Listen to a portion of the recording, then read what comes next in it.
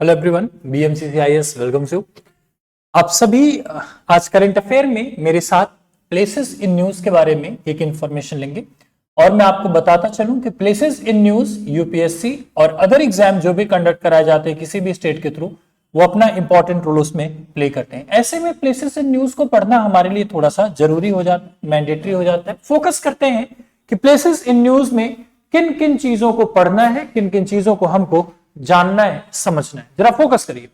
आज हम लोग जिस टॉपिक को डिस्कस करने वाले हैं, एक्चुअली होता क्या है, मैं पहले वो चीजें बता दूं। कई बार हमने जो हमारी हिस्टोरिकल कॉन्टेक्स्ट की चीजें होती हैं, उन हिस्टोरिकल कॉन्टेक्स्ट की चीजों के सराउंडिंग में इलीगल कंस्ट्रक्शन करते हैं। ऐसे में राजस्थान का एक डिस्ट्रिक्ट पड़ता है which is known as Ajmer, और अजमेर को आप लोग अजमेर शरीफ के लिए भी जानते होंगे। Ajmer is also famous for Pushkar lake, और वहां पर ब्रह्मा जी का पूरे कंट्री का ऐसा कुछ माना जाता है कि सिंगल टेंपल आपको वहां पर दिखाई पड़ता है। अजमेर में कुछ इलीगल कंस्ट्रक्शन आपको दिखाई पड़े और सुप्रीम कोर्ट ने उस चीज को रिमूव करने का ऑर्डर दिया है। ऐसे में हमारे कंट्री में एक बार फिर से कम्युनिटी बेस्ड पॉलिटिक्स अगेन शुरू हो गई है कि यह सरकार के द्वारा कराया जाता है। देखिए, मैं आपको बताता चलूं। हॉरिजॉन्टली अगर हम एनालिसिस करते हैं तो separation of legislative, executive and judiciary पूरा दिखाई पड़ता है, जिसमें चेक एंड बैलेंस का पावर तो होता है, मगर इंटरप्शन किसी के काम में कोई नहीं कर सकता। इस बात को हमको हाईलाइट करके रखना पड़ता है। जरा देखते हैं क्या क्या चीजें हैं। और हिस्टोरिकल कॉन्टेक्स्ट की अगर हम बात कर रहे हैं तो कहीं ना कहीं हमारे कॉन्स्टिट्यूशन का पार्ट 4 आर्टिकल नंबर 49 इस बात को डील करता है कि state can make provision for the prevention of the historical और heritage site in that particular state. 49 number का आर्टिकल हमारा इस चीज को डील करता है। जरा देखते हैं आगे किन किन चीजों पे बात हो रही है। अभी हम बात कर रहे हैं अन्ना सागर लेक की। आप इस चीज को मैप में यहां देख सकते हैं, जो प्रीलिम्स के पॉइंट ऑफ व्यू से आपके लिए इंपॉर्टेंट है। अन्ना सागर लेक क्या कह रहा है? The supreme court has directed the Rajasthan government to demolish illegal 7 wonders park. Present time की अगर मैं बात करूं, 7 wonder park waste to wonder Delhi में एक बनाया गया। अलग अलग स्टेट में अलग अलग जगहों पर हम लोग चीजों को कंस्ट्रक्ट कर रहे हैं, लेकिन अजमेर का मामला थोड़ा सा अलग था। वहां पे परमानेंट स्ट्रक्चर बनाए गए 7 वंडर्स के। अगर आपसे ये पूछा जाए कि प्रेजेंट टाइम में कितने वंडर्स हैं, तो आप बताना 8th कौन सा है? Angkor Wat temple of the Cambodia, Vishnu Varman ने जिसको बनवाया। जरा देखते हैं। अन्ना सागर लेक अजमेर में 6 मंथ के मामले में इसको दिया गया कि इन्होंने इन्वायरमेंटल कंसर्न और वायलेशन ऑफ वेटलैंड लॉस को ब्रेक किया है। इस वजह से इस पूरे के पूरे स्ट्रक्चर को डेमोलिश कर दिया जाना चाहिए। यह ऑर्डर दिया गया है सुप्रीम कोर्ट को। अब देखिए, समझने की बात क्या है। सुप्रीम कोर्ट ने ऑर्डर दिया ऐसा करने के लिए स्टेट गवर्नमेंट को, तो स्टेट गवर्नमेंट उस काम को बाउंड होगी करने के लिए, उसको करना पड़ेगा। ऐसे में चीजें यहां पर फोकस करने की बात है। क्या क्या इसका हिस्टोरिकल एविडेंस है, क्या क्या इसके हिस्टोरिकल कॉन्टेक्स्ट में देखते हैं, तो सबसे पहले इसको भी देखते चलें। यहां पर एक वर्ड बताया जा रहा है, that is wetland law. Wetland day मनाया जाता है 2 फरवरी को।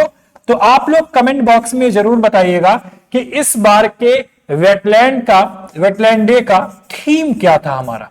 इस चीज को आपसे क्वेश्चन मैंने पूछा और कमेंट बॉक्स में आप जरूर बताओगे।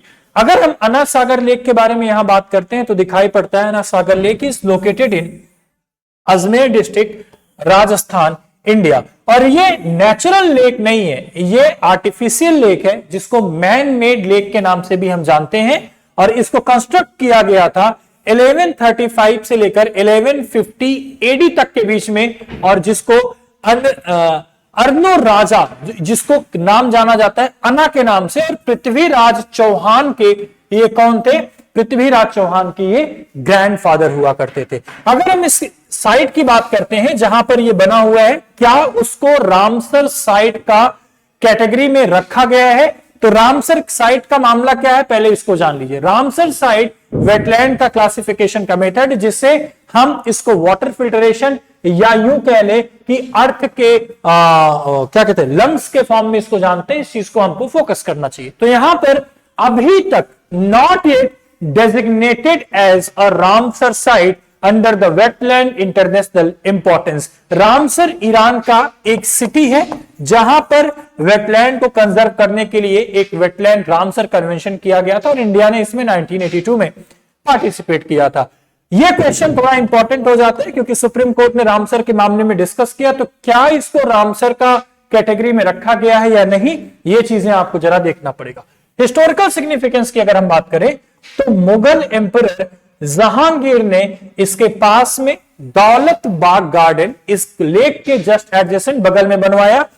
तो शाहजहां ने 5 मार्बल पिलियन, जिसको 12 दरीस कहते हैं, इस चीज का निर्माण कराया। और उस समय के हिसाब से अगर आप देखें तो ये हमारे popular tourist and heritage site के फॉर्म में हम इनको देखते हैं। इसके अलावा अगर हम बात करते हैं इसके इंपॉर्टेंस की, the lake spans approximately 13 kilometre square and serves as a major water body of this region and it contributes to ground water recharge, support biodiversity and attract tourism to Ajmer. ये सारे के सारे पॉइंट, ये सारे के सारे fact आपको अपने माइंड में बनाकर रखना है। अब यहां पर मुद्दा क्या आता है कि राजस्थान में जो और भी लेक आपको दिखाई पड़ती हैं, चाहे वो डीडवाना लेक हो, चाहे कोई भी लेक आपको समझ में आती, पुष्कर लेक हो या अन्ना लेक हो, इस चीज को प्लीज आप एक बार मार्क करके रख लेंगे और मार्क करने के बाद आप इसको मैप में बनाइए। क्योंकि कई बार अगर मैं बात करूं 2021 यूपीएससी की, तो वहां पर ये क्वेश्चन 3 से 4 लेक दिए गए थे और उसमें से पूछा था कि ये किस स्टेट में पड़ते हैं।